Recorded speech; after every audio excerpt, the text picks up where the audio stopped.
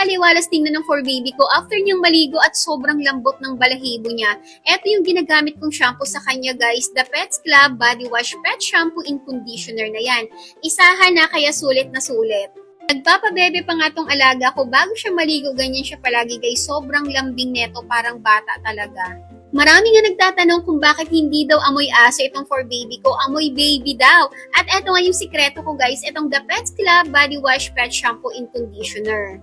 Malaking tulong talaga to sa balahibo ng for baby ko kasi dati naglalagas yung balahibo niya, pero simula ginamit ko tong Pets Club Body Wash Pet Shampoo and Conditioner, ang ganda na ng tubo ng balahibo niya, makapal na at sobrang healthy talagang tingnan. Ganito siya guys, sobrang bula talaga ng shampoo na to, kaya tipid din talagang gamitin. Sobrang laki din ng lalagyan niya, kaya matagal maubos. Kapag eto nga yung shampoo na ginagamit ko sa for baby ko, ramdam na ramdam ko talaga after niyang maligo, napaka-presko ng pakiramdam niya. Kasi natutulog agad yan. Napaka-healthy na ngang tingnan ng balahibo ng for baby ko at hindi na rin naglalagas. Kaya kung naghahanap nga kayo ng magandang pet shampoo, eto yung marerecommend ko sa inyo kasi pet shampoo and conditioner na siya.